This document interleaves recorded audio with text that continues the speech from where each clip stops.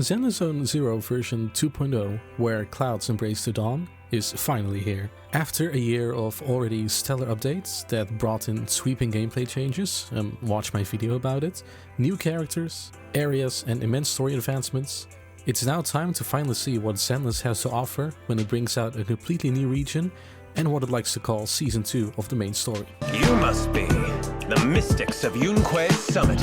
First of all, before even looking at all the new content and story, Zenless 2.0 has completely redone a few important gameplay pillars, completely shaking up the way we play the game. Map traversal, for instance, has been completely flipped on its head in its latest expansion of Zenless. In every previous version of the game, hollow exploration in the main story was done in dedicated, small-scale arenas, in places like the Ballet Twins, which you couldn't explore outside of missions. This structure made it often feel more like a level-based game. However, with Zenless 2.0 and the introduction of the Aerospace City area, that is no longer the case. This hollow area is instead completely open, and opens up progressively throughout the main story. You can travel in and out of the Aerospace City, gather resources, fight enemies and find secret caches. Unlike in previous hollows where everything was either time-based or very short, you can spend however long you like in this new hollow, and switch your deployed team on a whim. Funnily enough, it seems like this hollow experience was first tested back in version 1.4 with the event Into That Pale Wasteland, as it felt like a simplified version of what we have now. To say that this feels like I'm playing a completely different game would be an understatement. While it isn't an open world like Genshin Impact or Wuthering Waves, this feeling of open exploration alongside Zenless's combat is a match made in heaven. Just running around to gather resources for the temple we live in, or to find more hidden bits is extremely addicting. It also fits narratively, as both Bell and Weiss no longer rely on the HDD to travel into the hollow. The way the map is structured almost makes it feel like games such as Nier Automata.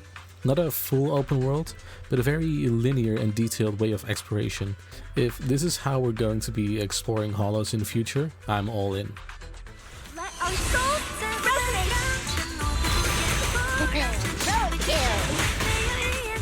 I'm Scissors, you're paper! Combat-wise, we've also seen two sweeping changes. First being the increased focus on non-DPS characters having a bigger presence in combat. We've already seen this shift in the last few updates before 2.0, with characters like the most amazing Miss Astra Yao having her kit center around her being off-field. Now, new characters like Ju Fufu continue this by having her entire kit focus on essentially charging up to go off-field to deal damage. I absolutely adore this change. While it makes each fight feel a lot more chaotic, it also feels like definitely more of a team effort.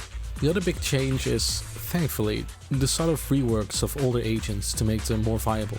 This started in this version with our favorite shark Ellen, and man does it help. The changes aren't even that monumental as her role and kit stayed the same. She just got some new attacks that were first seen in Hollow Zero, and her kit got improved with things like having her passive be more present, and making her additional ability be easier to get when team building.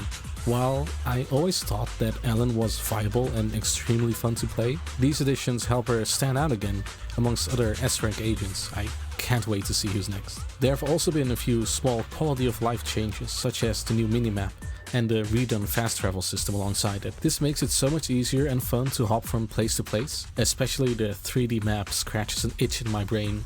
More of this, please. Come on, Belle, I'll show you around!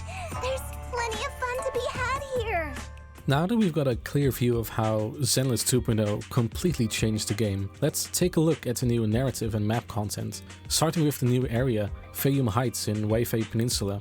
This new city is absolutely beautiful.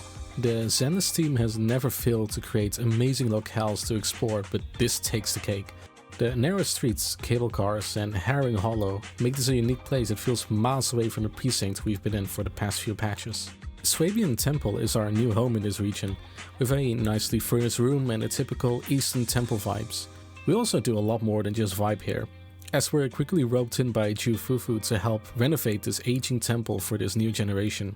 This permanent quest chain is a fun way to instantly connect with this place, like its random place cousin. We research and forge materials which we then sell and send Bang Boo out on expeditions like in other Hoyo games. I quickly felt at home in Fayum Heights, Thanks to both familiar elements like the damn Bellabog Industries posters and the new unique shops that aid in the renovation of Swabian Temple. As with every version of Zenless, it brings in a multitude of new events for us to play through, both limited and permanent. Hollow Zero has seen some fun new additions in the form of the new Lost Void game mode, Task Force Investigation, which focuses on different characters each rotation and has you rake up the difficulty with tons of fun modifiers. Furthermore, the flagship event of this version is an event where, I kid you not, pilot a mecha Eos and go ham fighting a golden mecha. God, I love how silly this game gets.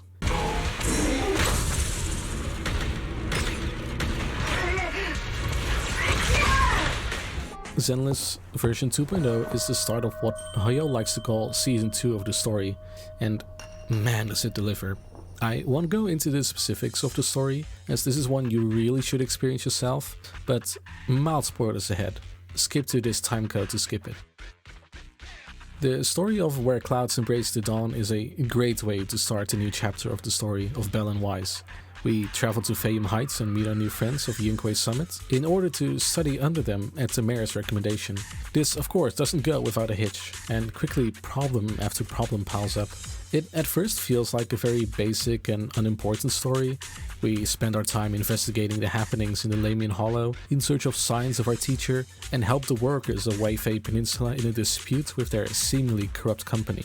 This setup harkens back to the very first chapter of the game with the Cunning Hares.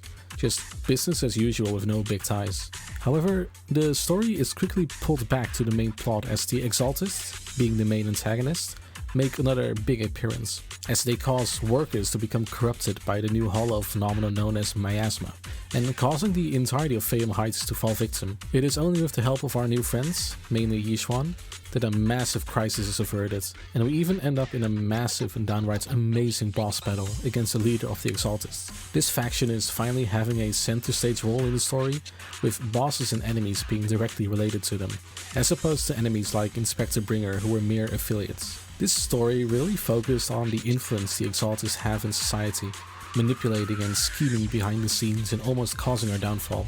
It is clear that what happened at the end of Season 1 was just the beginning, as the Faith siblings are being actively targeted. I like how this story kept the stakes high and didn't softly reboot the story. Zenless is keeping its pretty mature and deep story, and I'm all for it. It also ends on a massive cliffhanger that I can't wait to see resolved. As my master wishes! All in all, I think Zenless Zone Zero version 2.0 is an amazing first chapter of this new era of Zenless. The gameplay additions and changes show that the developers still listen to our feedback, experiment with the flow of the game, and are willing to throw things around. The new Hollow is one of the most fun experiences in the game now, and the new area is downright gorgeous. The new story is also a great reintroduction to the main story of Zenless, both continuing where we left off and adding new elements. I can't wait to see what Zenless Zone Zero's future brings this coming year. But what do you think of Zenless Zone Zero version 2.0? Did it meet your expectations, or were you hoping for more? Let me know in the comments, and if you enjoyed this video, consider subscribing, as I post regular deep dives and reviews into the games I love.